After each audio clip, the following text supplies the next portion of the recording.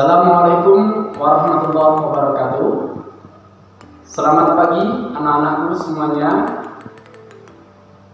Semoga kalian di rumah tetap dikasih kesehatan oleh Allah Subhanahu wa Ta'ala. Jangan lupa jaga kesehatan kalian masing-masing di rumah dengan cara jaga kebersihan pada diri kalian. Kemudian seringlah cuci tangan. Kemudian apabila kalian keluar rumah, pakailah masker, tentunya hindari kerumunan di khalayak umum. Ya, di sini bertemu lagi dengan saya, Bapak Agus Haryono, Guru Mapel Pendidikan Agama Islam dan Budi Pekerti SMK Negeri 1 Selok. Pada kesempatan ini, anak-anakku semuanya, Bapak akan menjelaskan bab materi mengenai hijrah Nabi Muhammad dari Mekah ke Madinah. Nah, di sini anak-anak tentunya tidak asing mendengar di televisi, di radio maupun di pengajian-pengajian kampung anak-anak masing-masing. Nah, di sini akan Bapak jelaskan. Tentunya sebelum kita mulai mengenai pembahasan materi hijrah Nabi Muhammad ke Madinah, tentunya di sini Rasulullah SAW itu ada faktor-faktor yang mendorong, ada sebab-sebab Rasulullah bersama pengikutnya, tentunya adalah kaum muslimin di kota Mekah itu hijrah ke kota Madinah. Nah, di sini akan Bapak jelaskan satu demi satu faktor-faktor tersebut. Nah, di sini yang pertama, anak-anak, adalah meninggalnya Khadijah. Khadijah ini adalah istri setia Rasulullah SAW dan sekaligus istri pertama Rasulullah SAW. Kemudian yang kedua adalah meninggalnya paman Rasulullah SAW, yakni adalah Abu Thalib. Kenapa? Karena beliau-beliaulah yang mendukung Rasulullah SAW hijrah, baik fisik maupun materi. Nah, kemudian faktor pendorong hijrah Rasulullah yang kedua di sini anak-anak, ya, bisa dilihat adalah banyaknya kaum Madinah yang sudah masuk Islam. Kenapa? Karena di sini orang-orang Madinah ini sangat-sangat mengharapkan kedatangan Rasulullah SAW ke kotanya, yaitu kota Madinah. Karena mereka ini, orang-orang Madinah ini sudah mengetahui akhlak terpujinya Rasulullah SAW yang bisa dijadikan uswatun hasanah. Ya, ini yang nomor dua, faktor yang mendorong. Kemudian Bapak lanjutkan faktor pendorong hijrah Rasulullah SAW yang ketiga. Maaf ya anak-anak, di sini slide-nya keempat. Itu adalah adanya pemboikotan yang dilakukan oleh penguasa kaum kafir Quraisy di kota Mekah. Nah, di sini pemboikotan tersebut ditulis di Sahifah. Nah, kalau zaman sekarang ini adalah di MMT, di spanduk yang dipajang di dinding Ka'bah, sehingga khalayak umum, orang-orang kaum kafir Quraisy, tentunya penduduk Mekah, itu mengetahui apa loh isi pemboikotan yang dibuat oleh penguasa kota Mekah. Nah, di sini akan Bapak jelaskan satu demi satu isi pemboikotan tersebut. Yang pertama, nah ya, ini adalah dilarangnya orang-orang Mekah yang melakukan jual beli dan bisnis dengan Rasulullah SAW dan pengikutnya, tentunya adalah kaum muslimin di Mekah. Kemudian isi pemboikotan yang kedua adalah dilarangnya adanya ikatan perkawinan dengan orang-orang Muslim di Mekah. Ya, anak-anak semoga paham. Saya lanjutkan isi pemboikotan yang ketiga. Di sini melarang keras bergaul dengan umat Muslim di kota Mekah. Nah, kemudian isi pemboikotan yang terakhir di sini adalah orang-orang Mekah itu akan selalu membantu musuh Rasulullah SAW. Nah, di sini sehingga Rasulullah SAW dan pengikutnya itu tidak bisa melangkah lebih jauh, tidak bisa melebarkan sayapnya untuk dakwah mengembangkan agama Islam di Mekah. Sehingga di sini Rasulullah SAW ini memiliki rencana untuk pindah hijrah dari kota Mekah menuju Madinah. Nah, di sini akan kembali lagi ke faktor pendorong hijrah Rasulullah SAW. Tadi kan baru 3. Nah, sekarang adalah yang nomor 4. Nah, di sini adanya rencana pembunuhan yang akan dilakukan oleh kaum kafir Quraisy Mekah.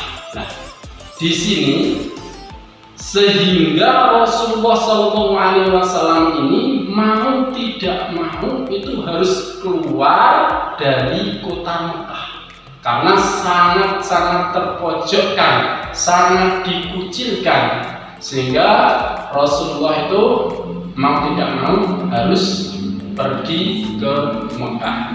Nah, di sini anak-anakku semuanya, semoga kalian bisa paham mengenai faktor-faktor yang Bapak jelaskan tadi yang mendorong hijrah Rasulullah SAW ke Madinah. Nah, di sini akan Bapak lanjutkan mengenai perjalanan Rasulullah SAW hijrah dari kota Mekah menuju kota Madinah. Ini anak-anak bisa lihat di gambar di sini ya. Nah, yang pertama, Nabi Muhammad pada tanggal 28 Syafar ini adalah keluar dari rumahnya baginda Rasulullah SAW yang selalu didampingi oleh 2 sahabat yang sangat setia. Ada yang tahu siapa yang mendampingi? Ya, tentunya adalah Ali bin Abi Thalib dan Abu Bakar As-Siddiq. Tentunya di sini 2 sahabat ini adalah memiliki peran yang berbeda. Kalau Ali ini adalah tugasnya menempati tempat tidur Rasulullah di rumahnya Rasulullah SAW dengan tujuan apa? Dengan tujuan untuk mengelabui kaum kafir Quraisy supaya mengira yang tidur di rumahnya ini adalah beneran Nabi Muhammad SAW. Kemudian kalau sahabat yang kedua siapa? Ya, Abu Bakar As-Siddiq. Dari sini Abu Bakar As-Siddiq ini adalah sahabat yang setia yang mendampingi Rasulullah hijrah dari kota Mekah menuju Madinah. Kemudian di sini Nabi Muhammad setelah berhasil keluar dari rumahnya, karena di sini di rumahnya ini sudah dikepung oleh kaum kafir Quraisy yang tujuannya akan membunuh Rasulullah SAW. Nabi Muhammad bersembunyi di Gua Hira. Di Gua Sur. Ya, di Gua Sur selama 3 hari. Ini adalah gua yang tidak jauh dari kota Mekah, yang kurang lebih adalah 3 kilo. Nah, di sini Rasulullah bersama Abu Bakar bersembunyi. Kemudian setelah dianggap tenang, aman, Rasulullah baru keluar dari Gua Sur, melanjutkan perjalanan hijrah ke kota Yasrib, itu pada tanggal 1 Rabiul Awal. Kenapa anak-anak di sini kotanya adalah kota Yasrib? Nah, di sini akan saya jelaskan. Kota Yasrib ini adalah kota Madinah sebelum Rasulullah itu hijrah. Setelah Rasulullah hijrah ke Madinah, baru diganti kotanya namanya Madinah, gitu ya. Kemudian Rasulullah SAW melanjutkan perjalanan sampai di Kuba. Itu pada tanggal Rabiul Awal. Di sana Nabi Muhammad membangun masjid. Ini adalah masjid yang pertama kali dibangun Rasulullah SAW. Ingat ya anak-anak, kalau ada soal mengenai masjid yang pertama dibangun Rasulullah itu adalah Masjid Kuba, bukan Masjid Nabawi. Itu harus diingat ya. Kemudian dilanjutkan lagi perjalanan yang dilakukan Rasulullah bersama Abu Bakar.